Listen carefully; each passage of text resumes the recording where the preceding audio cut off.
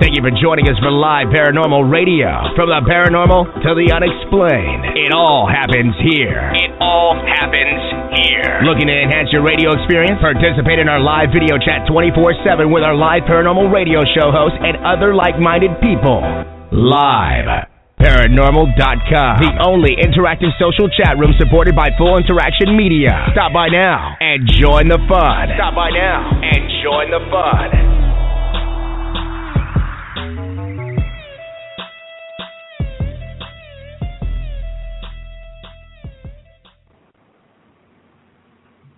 Hi, everybody. This is my Paranormal Experience. I am Niki, ParaNormal. I have Rob in the wings here to be the other host for the evening, and I have our guest, Chris Mancuso, on the line as well. I'm going to go ahead and dump them both in, incredibly unprofessionally, just dump them, because I don't even think they know that they're going to be dumped in. So let me just dump them in. See how this goes. So I'm going to bring them on just, in random here, just for fun. Hey, guys. Hello. Rob and Chris. How are you? Hello. Fantastical. How are you? If you're talking to me, I'm sick, and I'm a trooper. I'm still here co-hosting the show for you. I have 102 people.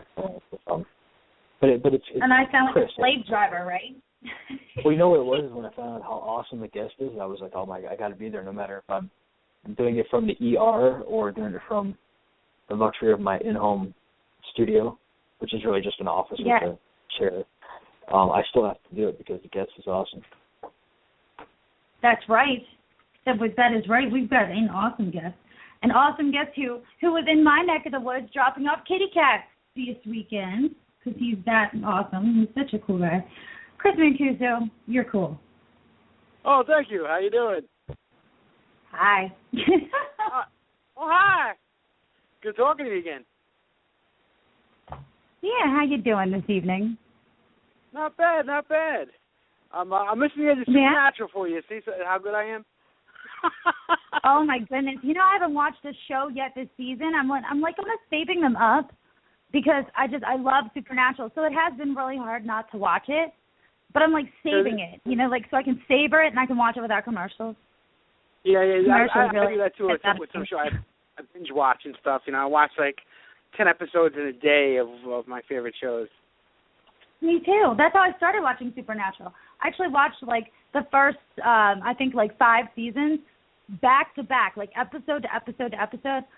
You want to talk about the most awesome few days of my life right there. It was awesome. I was just it was turning my a whole new light bulb in my brain went off, and I was just oh my gosh, it's so awesome.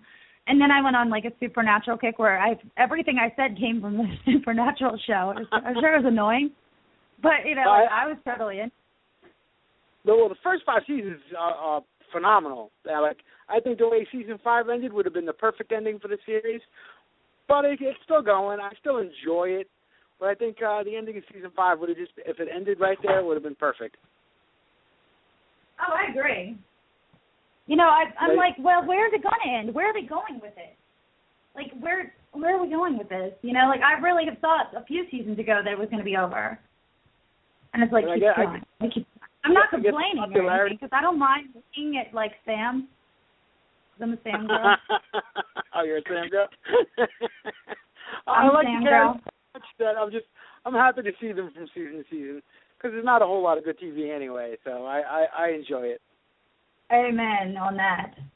Yeah, that's really the only show that. And okay, I'll admit, I do watch the Dead Files. I do, and you want to know why? Because I got to see what facial expressions Amy's gonna make this season. When she's going through what she's doing, her tour through the place. I think it's fascinating. I don't make fun of it.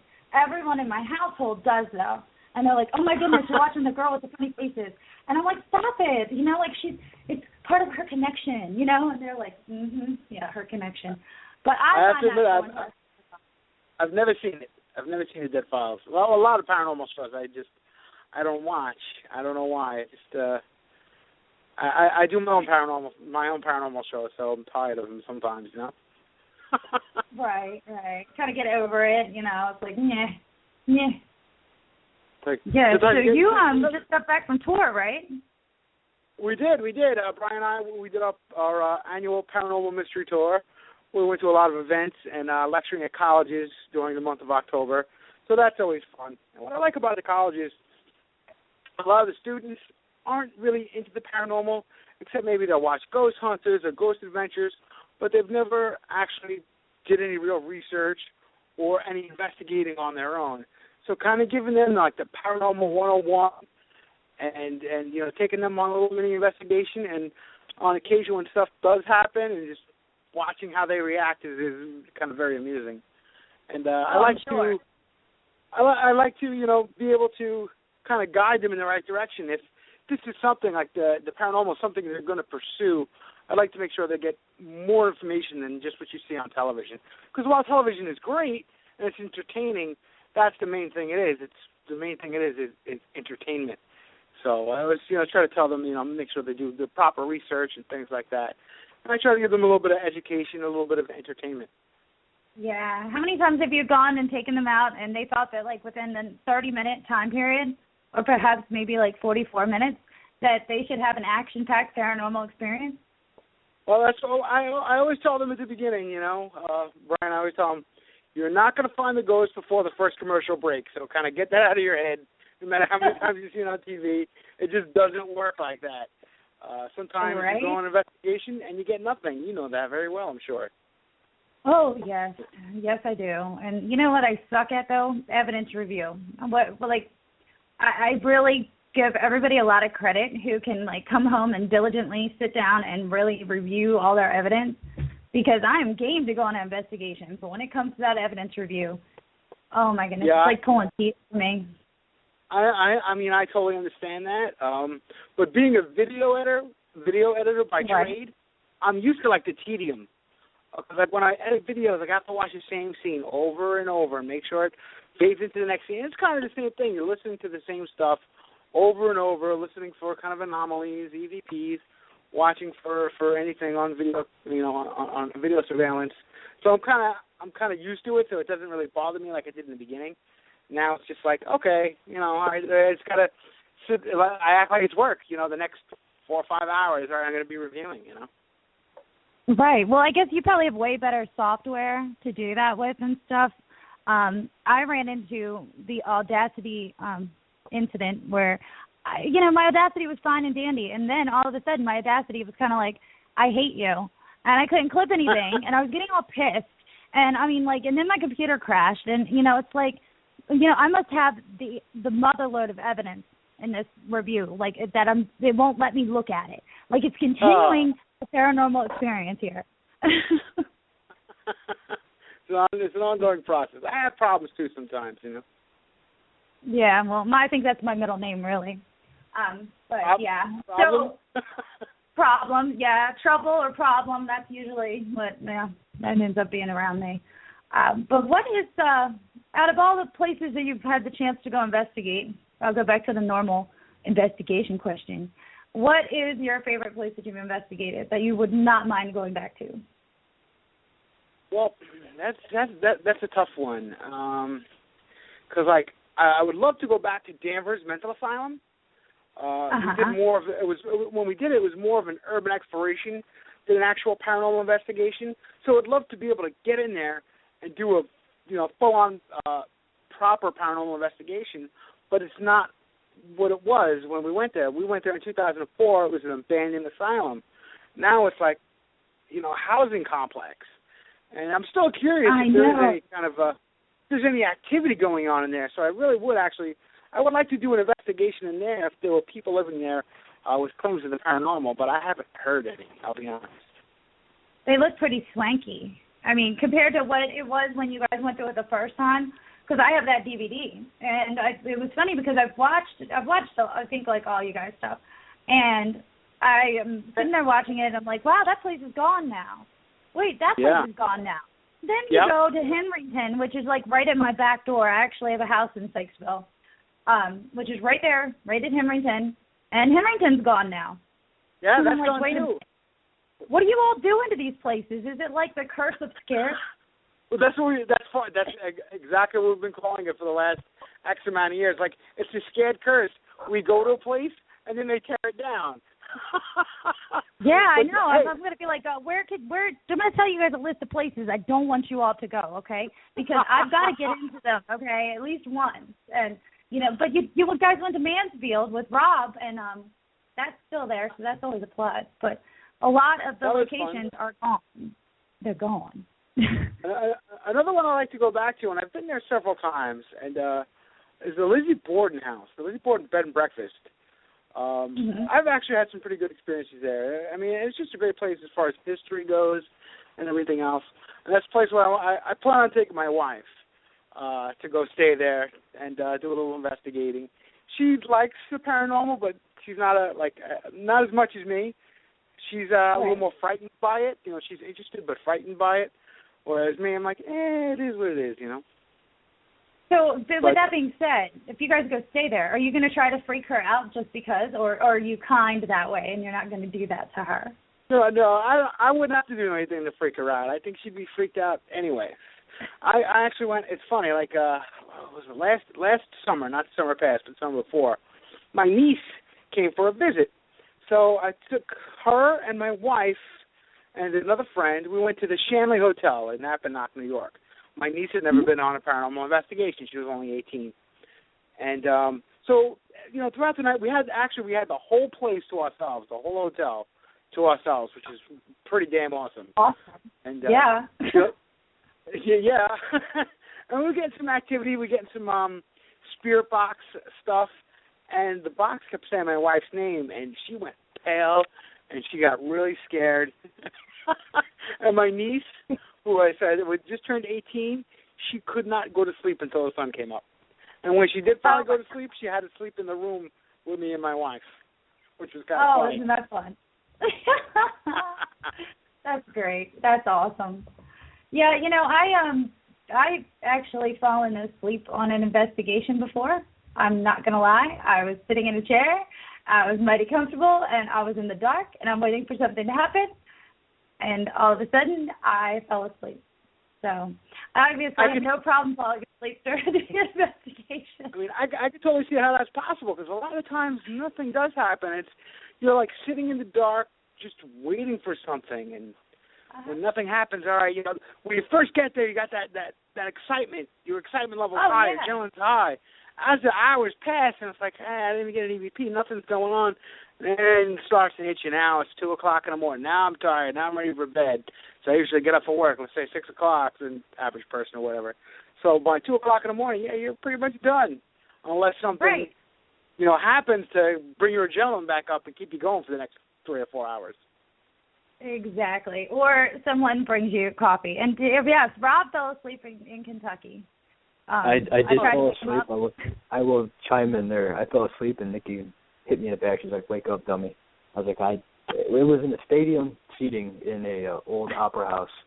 All the lights were off. It was nice and cool, and I fell asleep. Yeah. I'm not gonna. Must be a demon. Exactly. Yeah, there's no demons going on. I asked if it was graceful.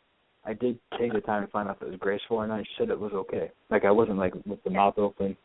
Because if that was the case, I would like to be woken up immediately. But apparently, it wasn't that bad. It wasn't. Are you kidding? Because I would have caught it on video. I would have pulled out another recording device and have captured that. That would have been some good blackmail.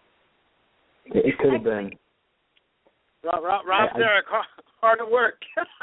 Well, now I realize how she rolls, and that these ideas go through her head. So I'm gonna have to make sure I catch something to get her back if she ever does want to blackmail me. Oh boy! You have something in my back pocket, something sit in my back pocket just in case. Yeah, you gotta have something up your sleeve, man. Right, I gotta have something to counteract the blackmail with my own blackmail. So I will be on the lookout. Okay, so our next investigation, I'm gonna take 12 caffeine pills. You're gonna be so irritated. You're gonna be like, "Leave me alone." Well, if anyone's gonna fall asleep, I don't know. I'd say it's equal. Yeah, well, I don't sleep much, but if I sit still, I fall asleep. So I just don't sit still. I try not to, at least. You just keep moving. You fall asleep. we were at a restaurant eating before the investigation. She fell asleep at the restaurant. I did while I was eating. Well, it's funny because like I've never fallen asleep during an investigation. Neither has Brian, although Brian admittedly has fallen asleep on the drive home, and I'm sitting in the passenger seat, and I try to talk to him to keep him awake, and I see his head started going down. I was like, it's terrifying. I'm like, oh my God, just and it's his car, so it's like I can't even drive. He doesn't like anybody to drive his car, which I kind of understand, but stay awake. Stay awake. I let everyone drive my car because I do fall asleep. He's gotten a little better, but he used to be really bad at falling asleep. He used to be terrified, like, oh my God, it's 5 o'clock in the morning, we're gonna die. Well, that's what people say when they're riding with me, regardless, even if I'm not tired. So I think we've gone over this before. I think everyone who's ridden in my car has the tendency to hold on for dear life and say prayers, even if they weren't religious beforehand. They become religious before we even get to an investigation. No atheists and foxholes. Sometimes it's the scariest part, of the whole night, evidently. Even if you go to a location that is notorious for, like, a demonic activity, my driving is evidently much scarier. So maybe I should have people, ride in the car with me for fun. You know what it is? It's her lane shifting. It's you can pinpoint the problem. It's like she shifts as if, like, someone's chasing her. Like, it's not just, like, a gradual. It's like, oh, my God. Bam, bam. It's Grand Theft Auto. I'm sorry. I'm just driving it like I stole it. It's the worst lane shifting I have ever experienced. You need a dash cam to even. I have one. Well, if we're ever on an investigation together, I'm taking my own car. Yeah, don't do it. Don't drive with her. I made a mistake. Hey, just wait. Wait till I'm driving that 38-foot RV like that. Oh my! I got an RV so I can investigate all over the place, right? So I haven't really driven it that far yet. I've driven it across my yard. I've driven it across my yard. Across my yard. I haven't really taken it and driven it anywhere just yet, but I'm going to. And when I do, I'll warn everyone so they can clear the roadways in the Maryland area. And wherever I'm going, I'll also give you guys an advance, I'll give you my travel schedule so that way everyone can clear the road. Stay off the road. But that's cool, though. You got, your own mobile command center then, And That's right. That's right. That's now, the only awesome. thing is, and I don't know if you guys come across this when you're investigating. I'm sure you have. But we like to do live stuff, which is really a pain in the butt. And if you don't have internet, good luck doing live crap. And I was hoping that this would be like a solution for that. But, yeah, I don't have internet in it. So I don't think it's going to work for that. But if I'm somewhere that doesn't have power, I'll have power. And I'll have a bathroom because, as a chick going on an investigation, that's one of the things that we come into a problem with a lot of times. We don't have bathrooms. So I got my own bathroom, too. Actually, you could always, if you need a bathroom in it, you could always, have a porta potty in tow if you need to. I'll just bring the RV. It's all enclosed, It might be smaller to bring a porta potty, though. Probably safer for other people on the road. But, yeah. I just had the vision in my head, a car running down the expressway with, a porta potty in tow. I don't know why. It'd be stay back 300 feet or whatever it says on the back of a school bus. Oh, that's funny. Oh, gosh. So, okay, you had an experience that kind of made you more of a believer. Can you tell us a little bit more about that? Okay, the experience I had, I'm going to give you the really kind of truncated version of it because that's actually it's like a 40-minute story. But I don't want to take up the whole show with it. Basically, in a place called the Grand Midway Hotel in Wimber, Pennsylvania, I was on an investigation, and I was touched. I had this icy chill finger going up the back of my spine every time our psychic said there was this kind of malevolence in this spot. And, of course, being a skeptic, I didn't believe her, so I would step in that spot, and I got this, icy chill finger going up my spine. It sent tingles all throughout my body. Now, if it happened once, all right, sure, maybe it's psychological. If it happened twice, yeah, maybe it's a case of creeps. No, I don't scare easily, but I can be scared. That's absolutely possible. But this happened 5 times in 5 minutes, and it always coincided with wherever she said it was. And after the investigation, editing the documentary, I found this pretty terrific EVP that was like an entire, like almost little mini conversation. It was like a question and an answer. And I guess it kind of after that experience really just kind of opened me up to the fact that, okay, the paranormal is real. I always kind of wanted to believe, especially in the beginning. Then I got kind of jaded. But after that experience, I acknowledge, yeah, the paranormal does exist. It is real. And since that time, I've had a good half a dozen or more of my own paranormal experiences. So, they say when you have one experience, it opens you up to other experiences, something else I didn't believe. But, now I do believe it, and it's... Now you know it's true. Exactly, and it's because of my own personal experiences, because other people could tell me their experiences, and, I look at them half, cockeyed, like, all right, that crazy person. And if I spoke to myself from, 2008, early 2009, I would, that guy would have laughed at me now, but I've grown as a person. I've evolved as an investigator, and I actually think it's really made me a better person for it, too. I'd have to agree. I think I've had experiences since I was little, but, I can honestly say that I don't ever go into a location expecting to have an experience. So, like you could walk in and go, oh, this place is crazy. It's going to be off the chain. I'm going to totally have an experience, and then be totally disappointed. So I just try to go in and act like that I'm not going to have one. But I can tell you, none of them are the same, though. Like every experience I think I've ever had has been very different. I'm here. Yeah, it's always like it's got the shock value. It's still got the surprise factor. At least it does for me. But I know. Yeah. Even when we get evidence, I've been doing this for 12 years, and for the last 5 years, I've acknowledged the existence of paranormal. But even today, when we get evidence, I'm still like amazed, like a little kid. Like we get like a really cool EVP or something happens. I'm like, oh my God, that was so awesome, Like I still part of me can't believe it, It's crazy. I think we all do that. That's healthy though, because we get really excited and it's like, no way. I know we were in the car on the way home from Kingsville, Ohio with the investigation we did with Live Paranormal. Jen and I were on our way home. We had a nice Rob had a hour drive. I had a 5-hour drive. So we had plenty of time to be in the car and talk about everything that we experienced. And we put on my AVP recorder, and I've got my cord in my car. And, my generation, okay, like everybody else here, we turn up the music so incredibly loud, so it's not like I'm not used to doing that. So, I had my evidence blaring in the car. And we're sitting there, and we're just like, obviously it wasn't the official review, but it was something different than my XM radio playing the same song every 5 minutes. So... Right. Yeah, so, it was something different. We put it on, and, it was amazing, some of the stuff that we got.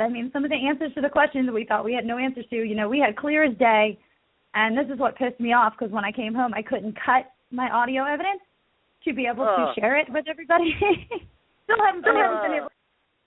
Right. But it was awesome. It was like they were answering, and they were answering as if they were finally getting pissed off, like, yeah, and, how many times are you going to ask me? I'm telling you, reading, and I'm like, ah! Well, you wonder, like, what's some of these places, like, so many investigators go to these places, ask the same questions pretty much over and over again.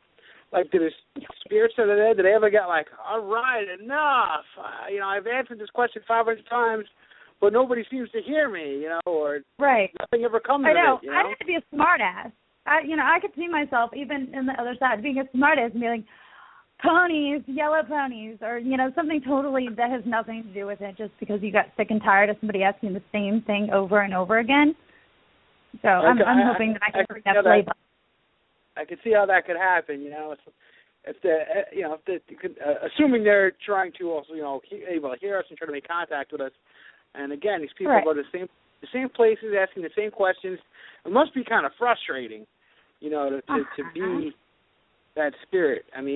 For us, I know sometimes it's frustrating going, asking questions, not getting answers, that can be frustrating. But imagine when you're trying to answer someone and you're either not getting through or, just have the same people come asking the same things over and over again. And sometimes they're monotonous questions, or irrelevant. Exactly. So I try to change it up. Like, I try to start when I do an EVP session very casual, and then work up to. I don't just jump into, like, if I'm at Lizzie Borden's house. All right, I'm doing an EVP session. Lizzie Borden, did you kill your family? It's like I try to get to know them a little bit. Oh, my name is Chris. Oh, my favorite color is black. I ask some of those kind of hey, get to know you questions, and then I'll pop in. Oh yeah, by the way, did you kill your father and your stepmother? Casually bring it up in conversation, like, oh, here's where this fits. Hey, Lizzie. I figure like when you meet somebody new, like if I met you, let's say wherever, I'm not gonna go up to you and go, hello, Niki, would you like to engage in conversation? I know I made the same mistake too as an investigator when I first started. I would like to know if anybody is here who would like to converse. And I try to sound all professional, right. But it's like if I met you somewhere, I'd be like, hey, what's up? My name's Chris. How you doing? So that's the way I try to present my EVPs now. My EVP sessions now would start off like that, very casual, not so tight. Not so tight. Right. I do the same thing. I walk in, I'm like, hey, what's up, everybody? Like, how you doing, people in here, if you're in here or whatever? Like, and the other thing, like, do they want to be called ghosts? Do they want to be called spirits? Do they want to be called what? I don't know. So I don't want to be like, hi, ghosties, hey, spirit friends. I always ask them, too, if they even know that they've passed on. Like, hey, do you know you're dead, Right. We're just assuming they do. They might not.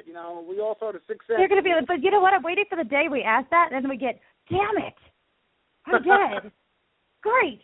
Like, I'm waiting for that day because, we always assume they know. Sometimes I'll say, hey, do you know that you have passed? But usually it'll be like when I'm doing something, I'm a bad girl. I used to do sessions at my house with ITC. And I did a lot of them, so it got to the point where it was, like, very casual, like, hey, what's up, peeps, how you doing? I'd be like, so, y'all know you're dead? But when I'm at a location, I don't always get to do that. Imagine you heard a response on your recorder saying, do you know you're dead? Right, exactly. You'd be like, call the kettle black, hello, little do you know, you're the dead one. I'd be like, oh, my God, news to me. Right. But, yeah, if I've got that, I think I'd probably be like, okay, I think I need to stop, and totally. I need to go somewhere. I'm just not good at investigating for a little while. I need to process it. Right. I'm going to go try to verify I'm not dead real quick. Yeah, exactly. I got to verify that I'm still alive. Exactly. Oh, my goodness. That's funny. Well, Rob, thanks for joining us again. Looks like you fell off the planet. Yeah, I had a work phone call. Oh. I had to set up. Sorry to have bothered you. Gee.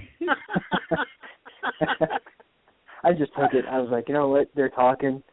It's cool. I'm just going to take my phone call. I got to meet the people at 10 a.m. tomorrow, and they were freaking out because I didn't call them yet.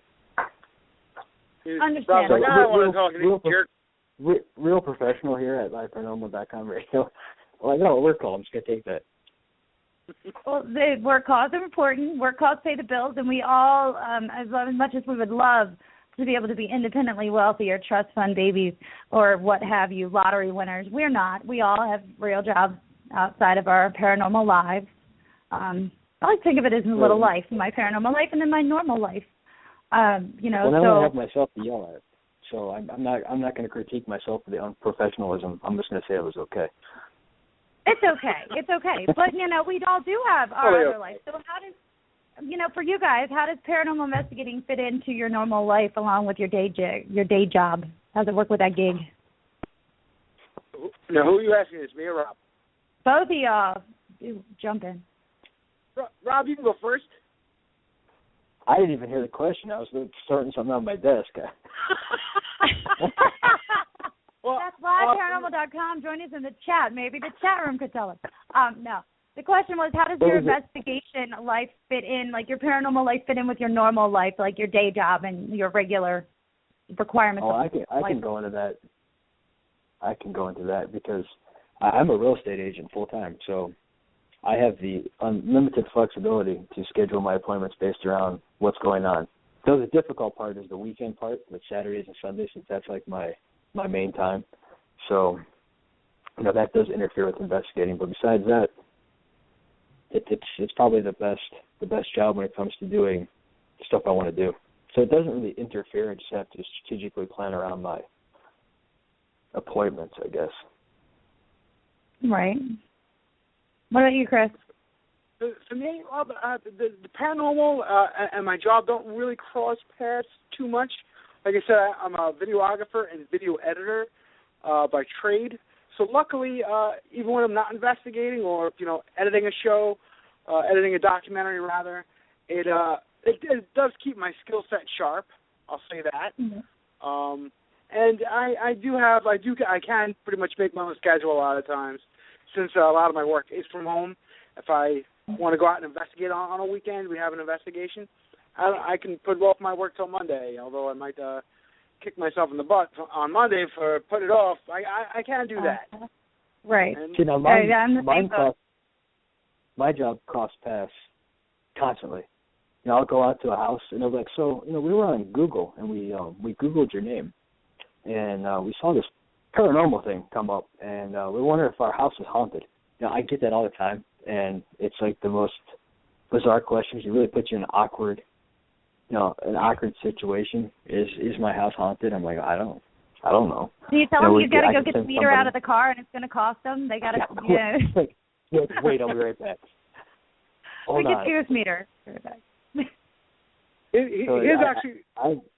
Go ahead, sorry. No, finish. I'm sorry. I thought you were done.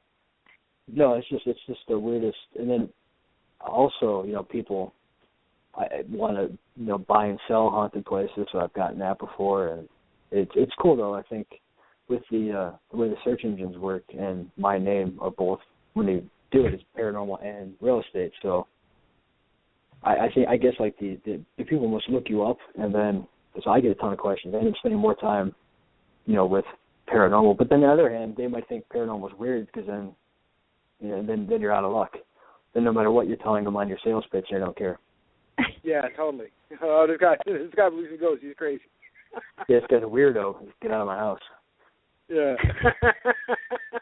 Well, it's funny. Like I said, I'm like one of my jobs. Like I'm a videographer, so I go to intermediate schools and high schools and film for they do a video yearbook thing. And at Fort William Henry, we did an event at Fort William Henry in May, and it's funny. There was the assistant principal and an art teacher at one of the local high schools that Brian and I go film at and film events at throughout the year. It was the assistant principal and the art teacher were there, and we kind of just started talking. You're like, hey, we go shoot at this school. You work at that school, and now it's we become pretty close with them, and it's cool. You see people in all different kind of lifestyles, even if they're not active investigators, share this kind of common interest. Definitely. I'm commenting in the chat room for anybody who's wondering why that typing noise is probably in the background. They can head over to liveparanormal.com and join us in the chat room. I was just typing that I want to buy a haunted house. You want to buy a haunted house? Or actually, I want a facility. I want an asylum. I'm going to get picky. What? Yeah, I honestly wouldn't want to live in a haunted house. I don't necessarily feel like living in it because I've already done that. I want an asylum. I'm not picky or anything, I just want a large asylum, a mental asylum. That's all. No, I just want a large abandoned asylum that's haunted. I'm not picky. Yeah, I'm not picky. I just want a haunted asylum. That's all. Affordable yet doesn't need a whole lot of asbestos removal like the last one I looked at. Yeah. Friendly entities, dark ones can stay on certain floors as long as they know their boundaries. When I'm looking for my facility. Curtains are not required. Right, that's what I'm saying. Rob, hello, hook it up. I'll book her up. I think she would be a nightmare client based on what I've just heard. He was like, well, Rob was like, I do have an abandoned asylum that's for sale, but there's no good entities in there. It's only bad. I got to keep looking. Right. I interviewed the entities, on camera. Square feet. It's only 58,000 square feet. It's 60,000 square feet.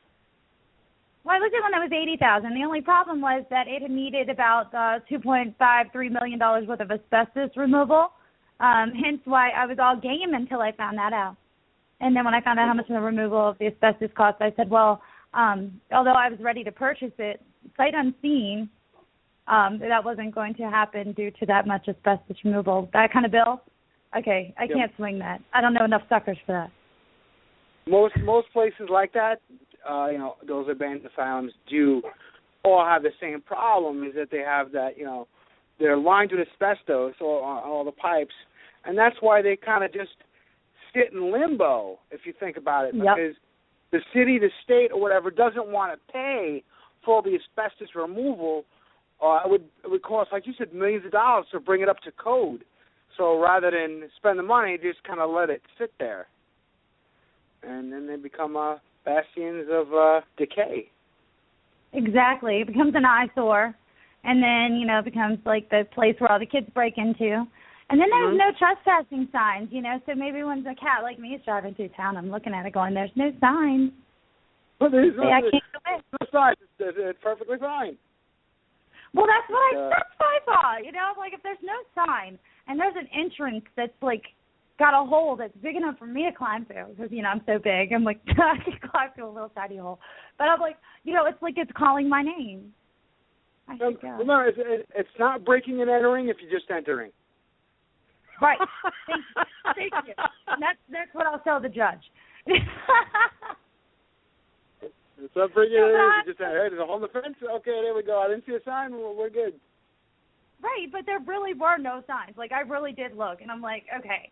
And I know that I'm not going to go in and start a fire. I'm not going to go, I'm not stupid. I'm not going to go fall through because, as you guys like urban exploration, so do I. I love going into places, especially when they do look like they're about to fall down. They tend to make me even want to go in even more. And, I've seen some of the most awesome things inside these buildings. And, it also kind of pisses me off when you go to one of these state-run facilities and you literally see all this medical, like, equipment. You see all these, desks and chairs and everything left there. And I'm thinking, when they left this facility and decided to vacate it, and they left all this stuff here, the stuff was probably in decent condition. It's like, it pisses me off, like, why did they leave that? I'm sure somebody could have used that. It irks me, not to mention the spaces itself. Some of them are the most gorgeous places I've ever been, and they're rotting. And it makes me sick. Yeah.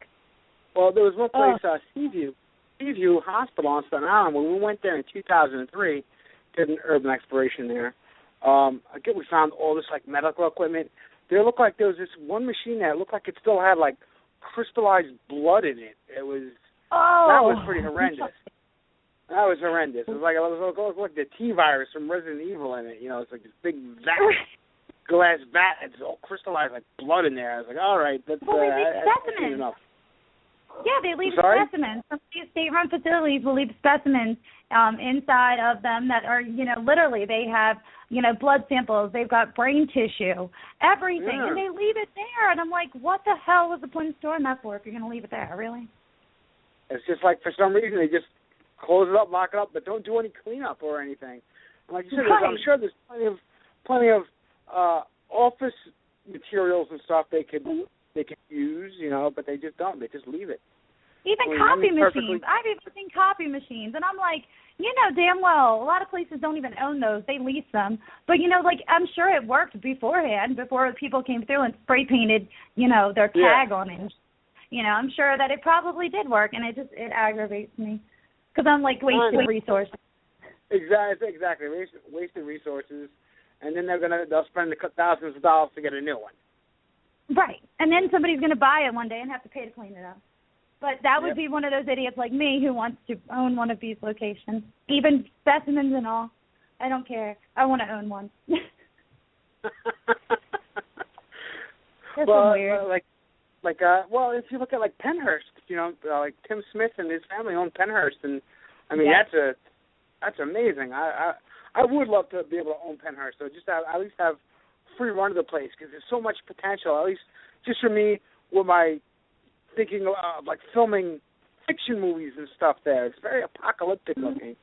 I was walking I got to go there this year. my first time. Yeah. It's awesome, isn't it? It was so awesome. cool. I'm like standing there just taking it all in. Like I'm in awe. I'm just like, wow, because I've seen, anyone who's into the paranormal, even remotely, you've probably seen something that has to do with Pennhurst. So to see these, shows and everybody go to Pennhurst and then have the opportunity to go there myself, oh my goodness, I was so excited. Dave Giuliano had allowed me to come along with an event that he was doing there, and I went and I was just like, wow, I'm really here. Okay, first of all, it was hard to find. I would have never found it without the help of Bob Christopher and Ghost Detectives, because the Ghost Detectives helped me track down Pennhurst, which is kind of funny. But, the directions are not right. I couldn't find it. It was horrible. But once I got there, wow, it was just like everything I'd ever imagined and more. And I'm like, wow, but I only got to go into one building. Which that one? was kind of depressing. Mayflower? Yeah. I didn't get to go in any of the other buildings. I was in a couple of the buildings, and I wish I can get into some of the other ones, but I guess they're not in good shape, which wouldn't normally stop me. That's what I heard. But I got a tour. One of the guys walked me around the whole facility and was telling me about all the stories about the place, and he goes, go up to the one building, and, it's the one building, and I forget the name of it. Gosh, I smacked myself. But it's the one building that's notorious for really, really bad crap. I forget the name of it. But he said, walk up to the door and touch the door. What was it? Quaker?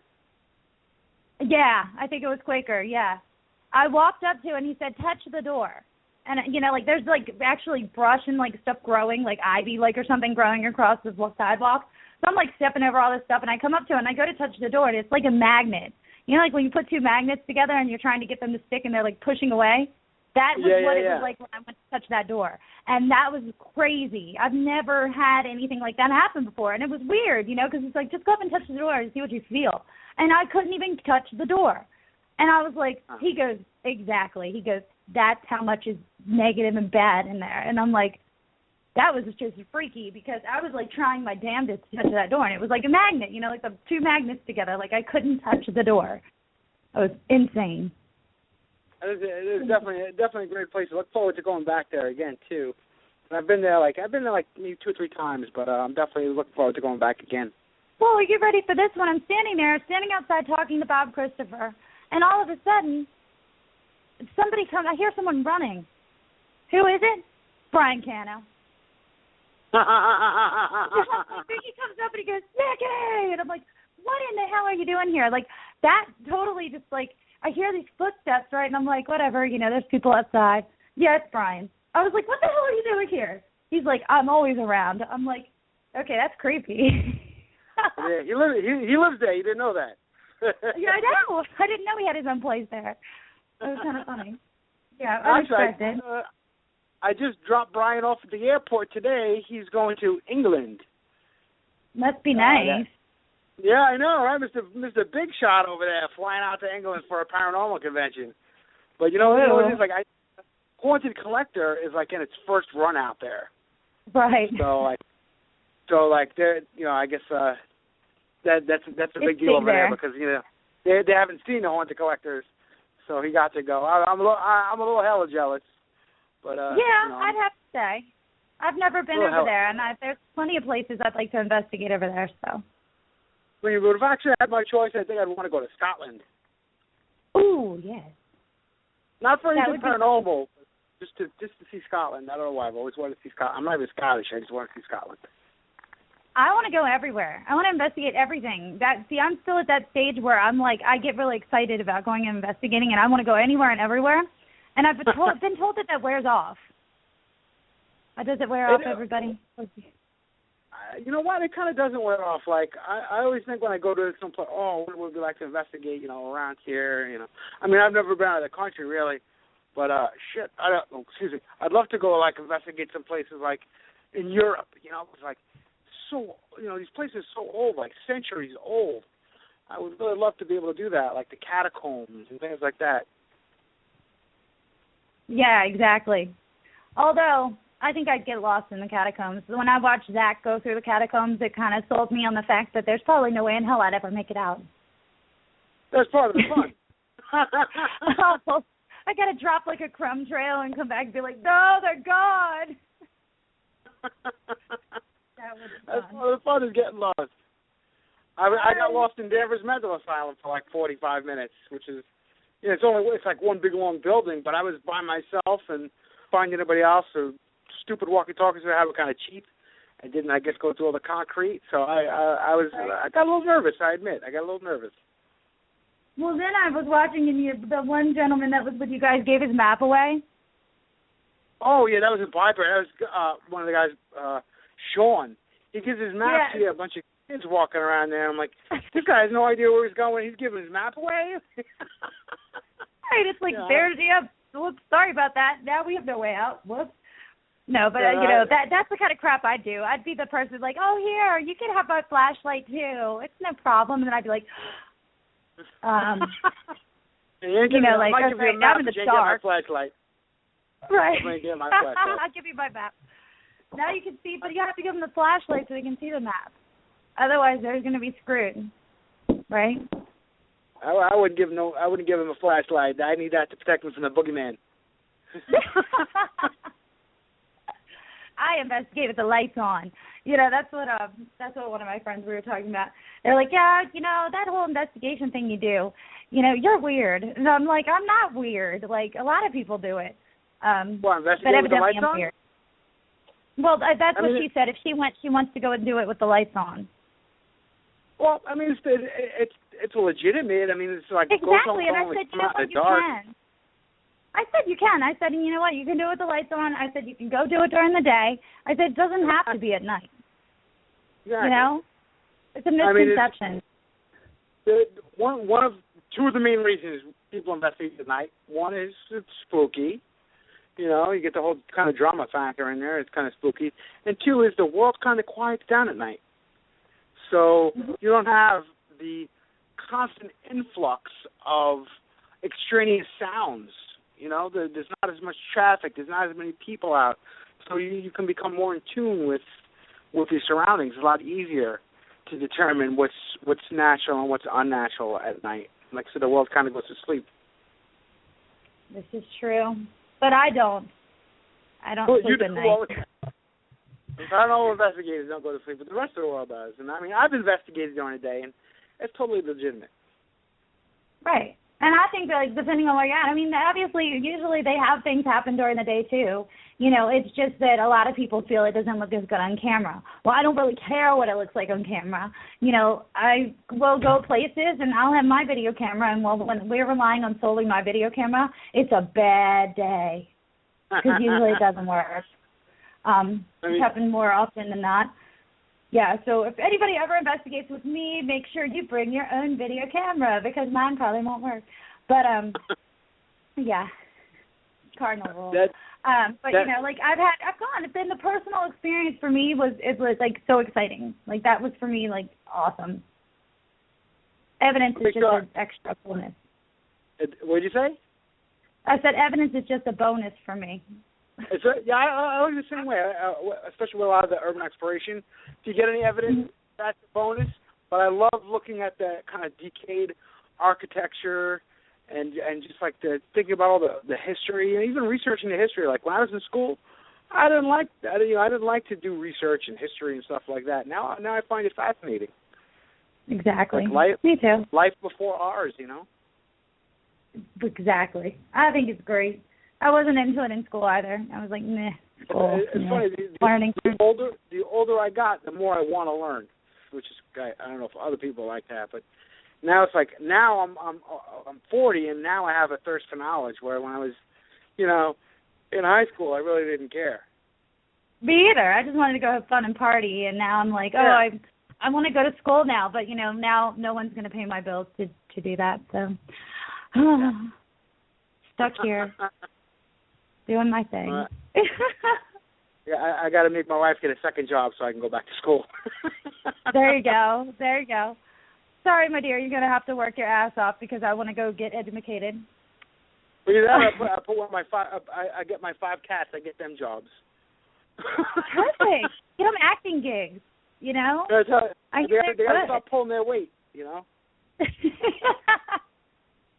I should say that to my dog, who started barking while we were on air, and I had to bring her out here, and hence why I look distracted if you're watching the camera in the chat room, because my dog was barking, so I'm having to sit here and pet her needy ass right now. So, love you, girl. Love you, baby girl. Yeah. She's crazy. I have to keep my cats out of my office because they'll be jumping all over me wanting attention, so I got them outside my office now. Otherwise, I'd be... Yeah, 5. I never thought I would have 5 cats. Oh my God, I'm like crazy cat man now. But I love them. You know what I mean? They're really great animals. They really are. And the one thing I regret about doing the animal rescue is that I didn't start it sooner. That's my only regret. I dedicate a lot of my time to helping the animals, and I wish I would have started a little sooner. But now, how do you prevent yourself from bringing them all home? Because I know that's my biggest problem, is that I would want to bring each and every one of them home. It's you're absolutely right. I feel the same way. I was just at the rescue today. We were putting some shelves together, like the cat shelves, like they have, so they can go up high and stuff, so you have some vertical space. And there's one fluffy black cat. He's beautiful. He's like 2 years old. He's so friendly. He's like nuzzling me. I'm like, I wish I could take him home, but there's got to be like a limit. You know what I mean? Cats will kill me if I bring another cat home. But I really want him. He's really cool, man. He's a really cool cat. Like, can I have a secret cat? I'm a secret cat. Just keep him in my room and don't let her see him. Well, I've learned the trick to that is you have to get one that's identical to one of your other cats. So then you can bring it in and then just make her think she's delusional. When she goes, I swear, I just saw that cat in the other room. Be like, no, I don't know what you're talking about. He gets around. It's funny because I might have mentioned this last time I was on the show that my whole reason, doing the cat rescue, doing the animal rescue and stuff like that is because of a paranormal experience. I saw a ghost cat in my house, a cat that I think it was a ghost cat anyway, but a cat we put to sleep like a year later, I saw in my house, and I'm like, oh my God, animals have spirits? You're kidding me. I didn't, I just came to the realization that people had spirits. I never thought animals had spirits. And when I did finally accept that, I started thinking about all the animals, like cats and dogs and like the shelters and stuff that, get euthanized without knowing human compassion. I'm like, all right, well, I want to try to help a little bit if I can. You can't save them all, but you can help make a little bit of a difference, and that's what I kind of wanted to do. So I spent a lot of my time doing that.